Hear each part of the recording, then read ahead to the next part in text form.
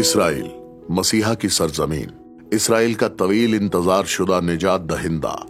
آج بھی بہت سے لوگ اس مسیحا کے آنے کا انتظار کر رہے ہیں۔ دوسروں کو یقین ہے کہ جب مسیحا آئے گا تو اس کی واپسی ہوگی۔ ان دو گروپوں کے درمیان فرق جزوی طور پر ایک اہم سوال کے ارد گرد بدل جاتا ہے۔ کیا قدیم یہودی نبیوں نے نہ صرف ایک مسیحا کو دیکھا جو دنیا پر حکمرانی کرے گا، بلکہ ایک اور مسیحا کو بھی جو اپنے آپ کو گناہ کے لیے قربانی کے طور پر پیش کرے گا؟ مسیحیت کی یہودی بنیادیں، وعدہ شدہ مسیحا سے جناب یسوع المسیح تک، حصہ دوم، دریافت کے اس دن پر۔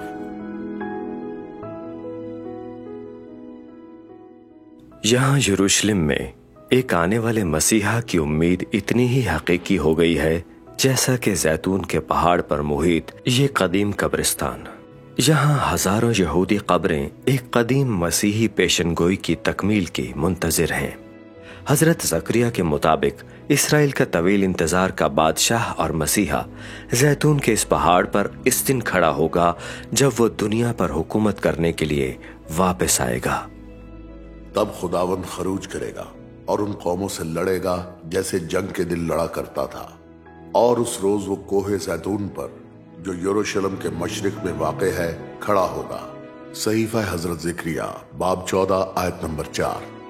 حضرت زکریا کی اس پیشن گوئی کی ایک وجہ یہ ہے جس سے بہت سے لوگوں نے جناب مسیح کو مسیحا کے طور پر مسترد کر دیا ہے۔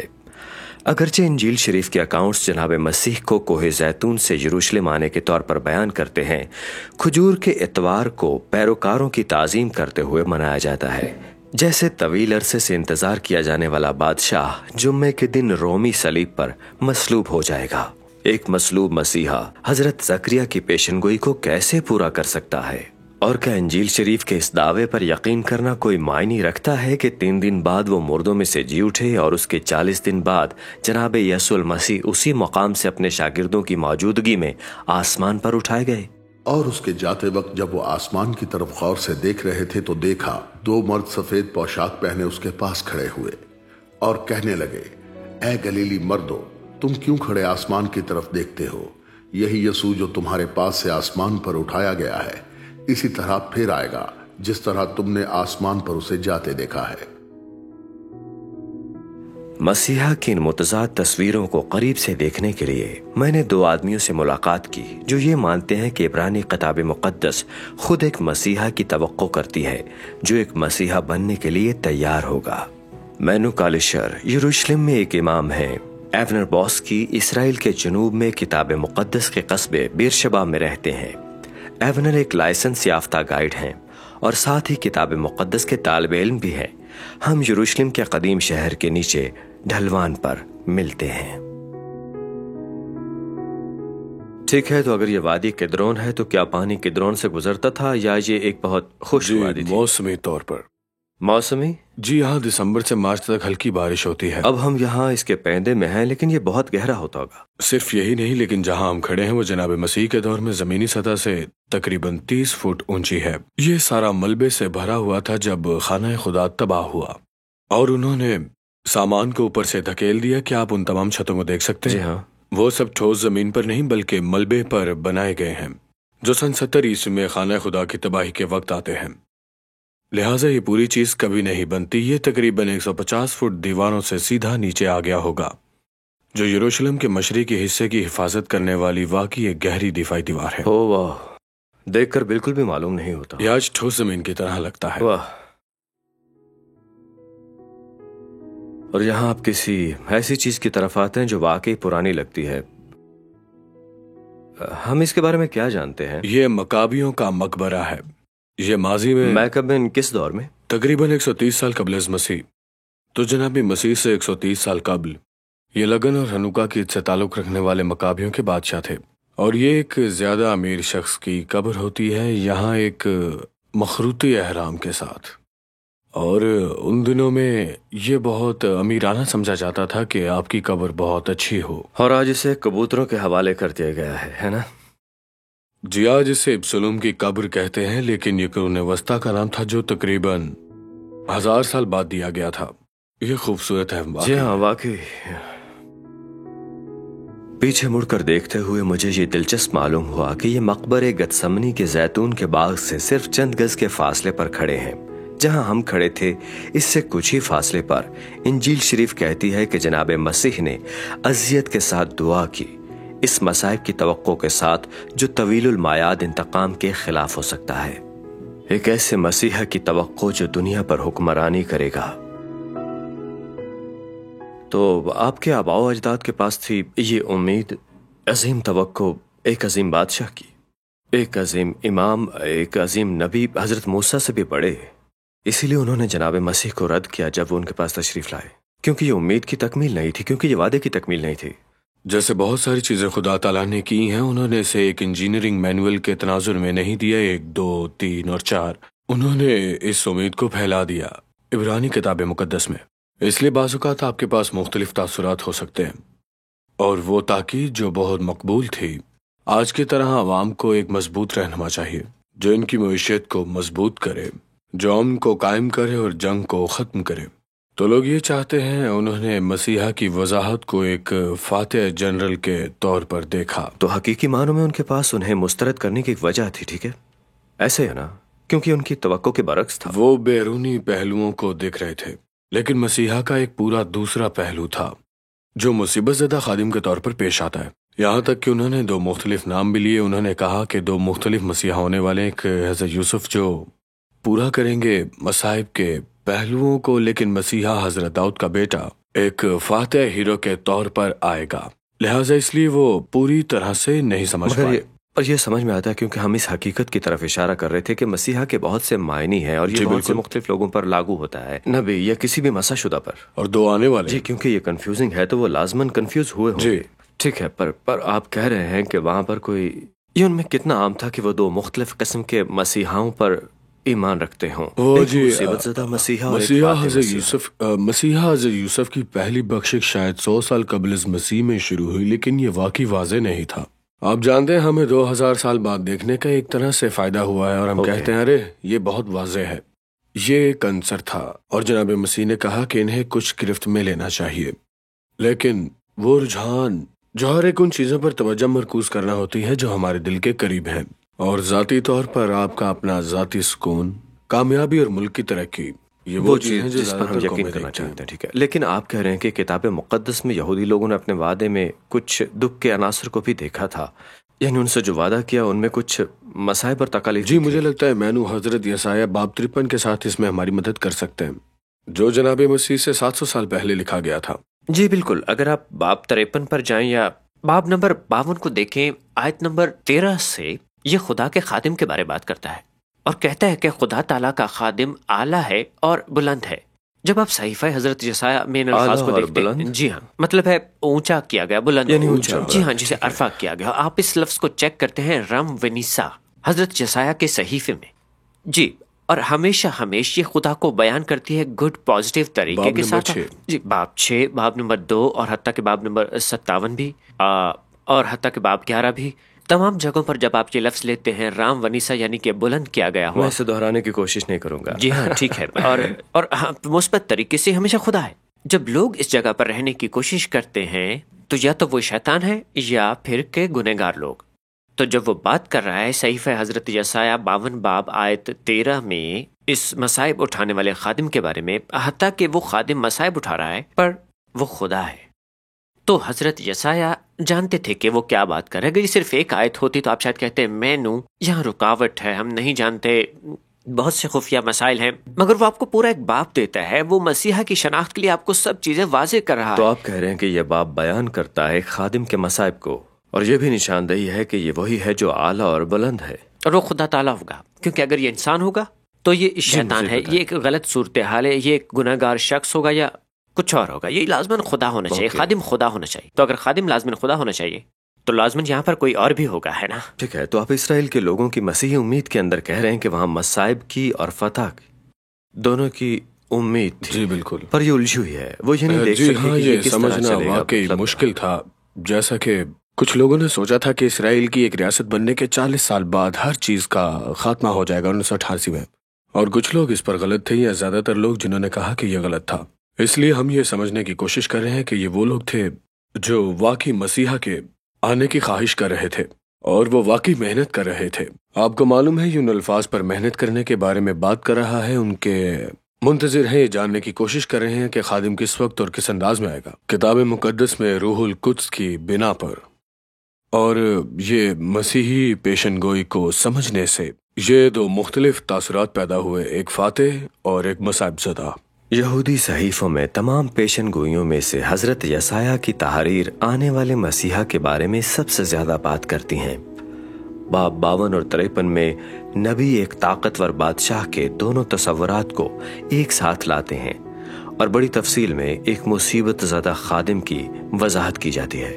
دیکھو میرا خادم اقبال مند ہوگا، والا و برتر اور نہایت بلند ہوگا، حالانکہ وہ ہماری خطاؤں کے سبب گھائل کیا گیا اور ہماری بد کرداری کے باعث کچلا گیا۔ ہماری ہی سلامتی کے لیے اس پر سیاست ہوئی تاکہ اس کے مار کھانے سے ہم شفا پائیں۔ ہم سب بھیڑوں کی مانند بھٹک گئے تھے، ہم میں سے ہر ایک اپنی راہ کو پھرا، پر خداوند نے ہم سب کی بد کرداری اس پر لا دی۔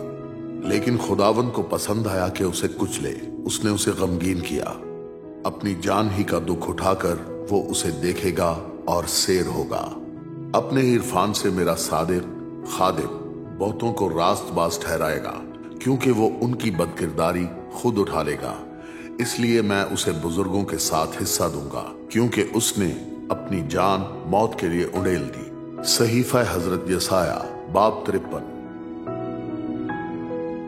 لیکن جناب مسیح کے دور میں یہودی لوگ رومی قبضے کے تحت زندگی گزار رہے تھے اور سیاسی نجات کی تلاش میں تھے، نہ کہ ایک مصیبت زدہ مسیحا کی روحانی نجات کے۔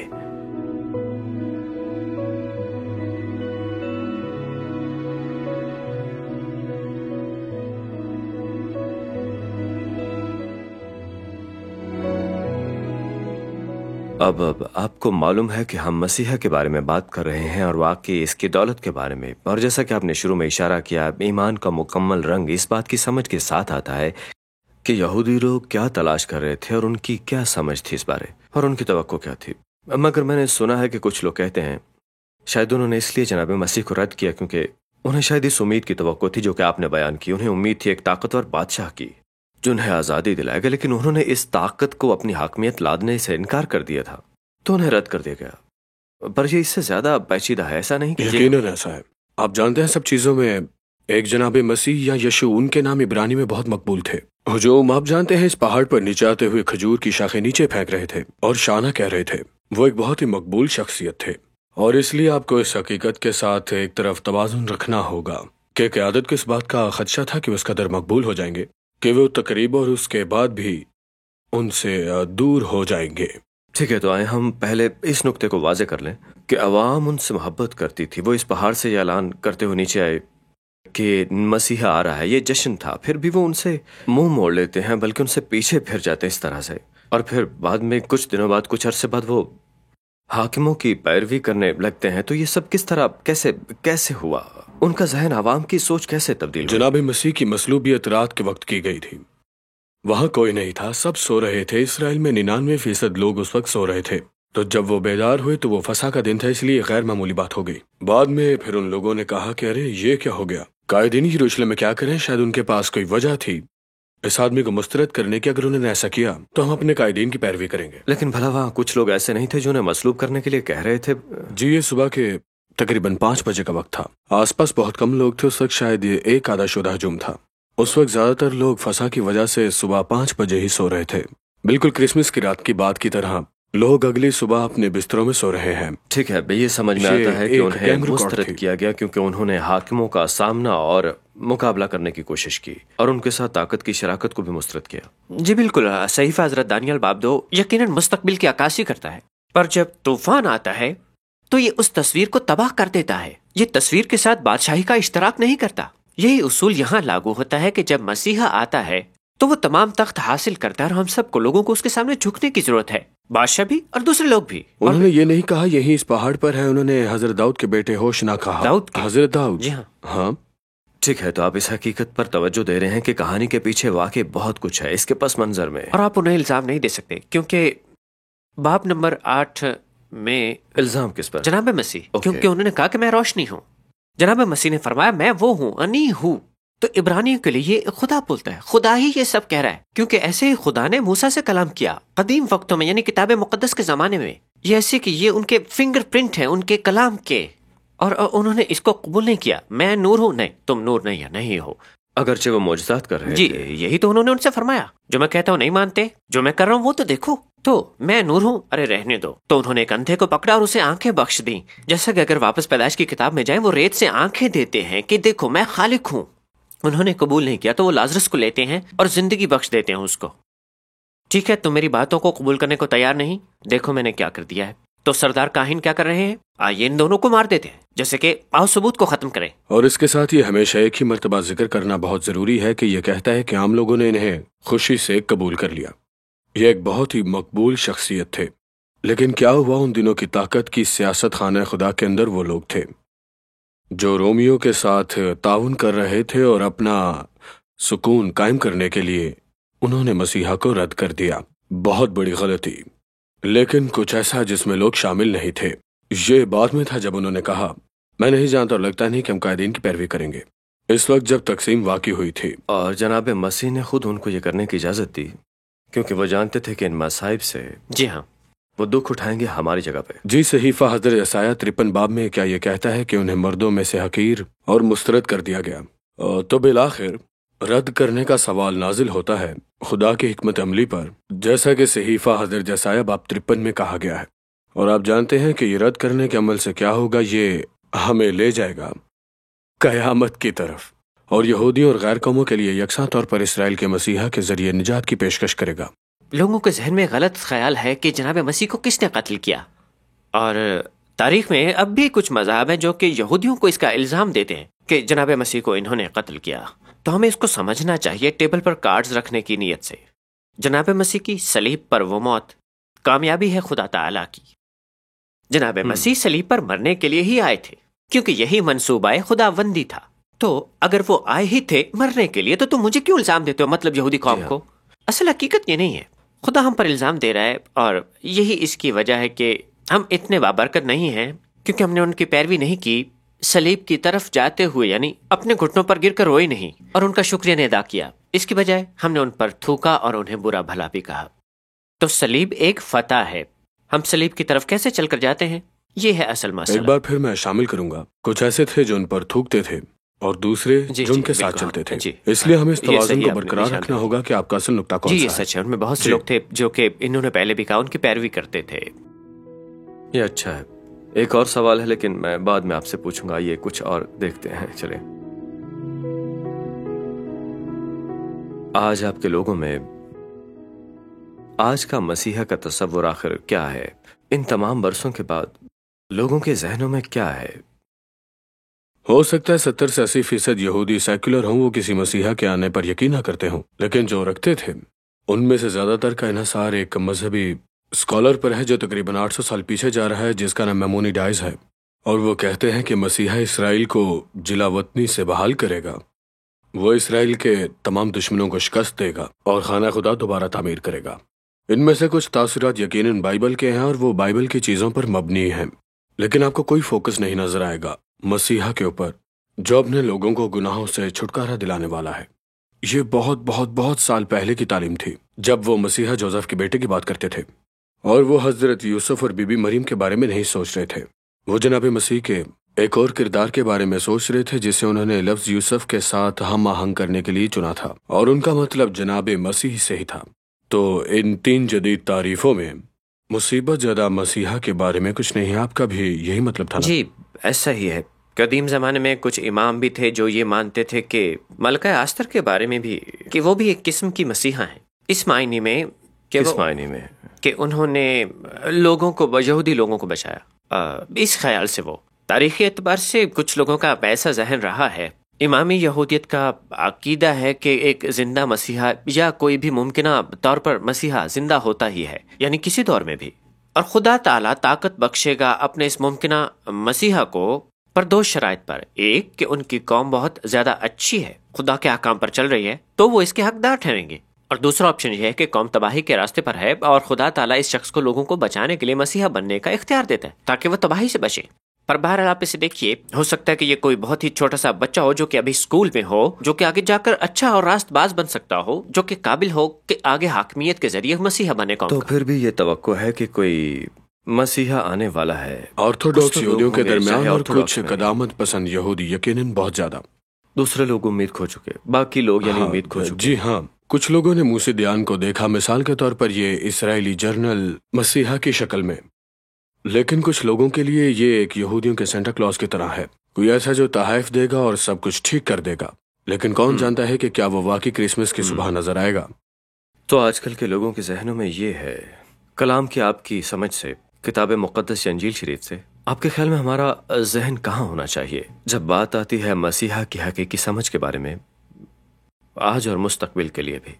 آپ جانتے ہیں یہ فنی ہے کیونکہ دو نکات جن کے بارے میں یہودیوں نے 2000 سال قبل سوچا تھا، جناب مسیح کے دو کاموں کے بارے میں، لوگوں کی روحوں کے لیے نجات جو ان کی پوری زندگی پر اثر انداز ہونے والی ہے، نجات خدا تعالیٰ کے سامنے کھڑا ہونا کفارہ، اور دوسری طرف بادشاہ حضرت داؤد کے بیٹے کے واپسی کے ذریعے زمین پر خدا تعالیٰ کی حکومت کی بحالی۔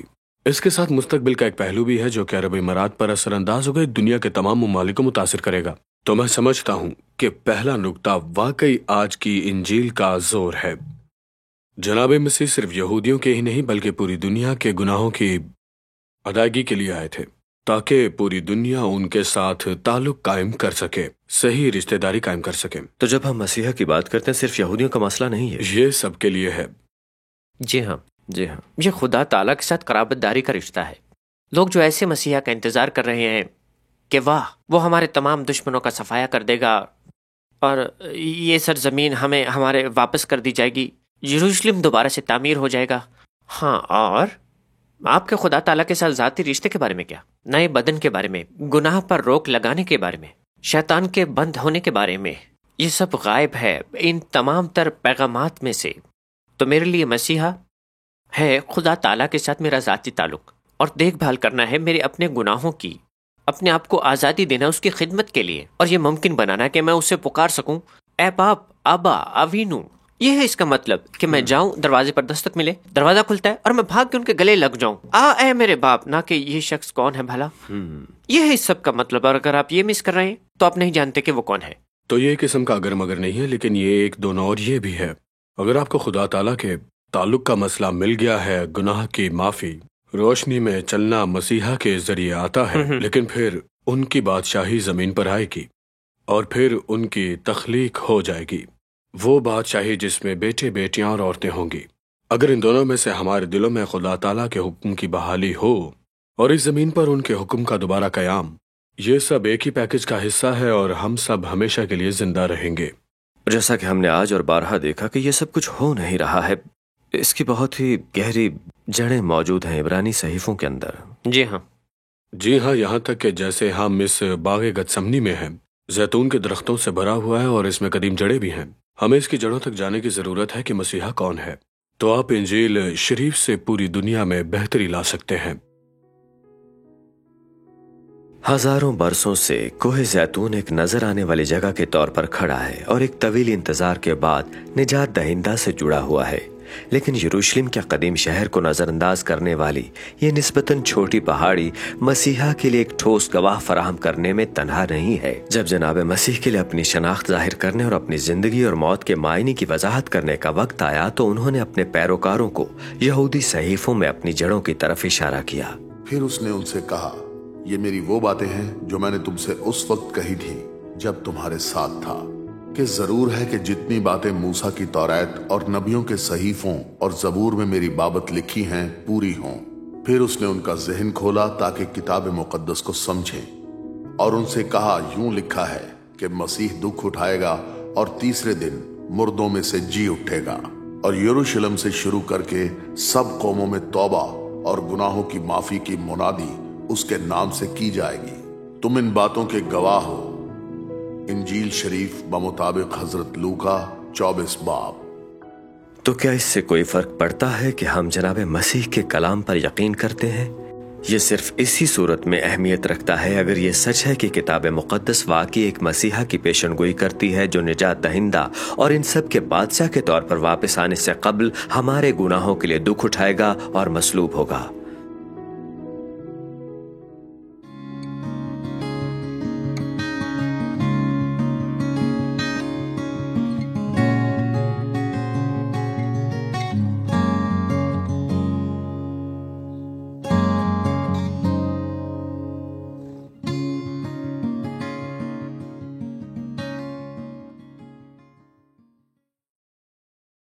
عزیز ناظرین، اس ویڈیو کو دیکھنے کے بعد اگر آپ انجیل شریف کا مفت نسخہ حاصل کرنا چاہتے ہیں تو ہمیں اپنا مکمل پتہ بما موبائل فون کے ارسال کر دیں۔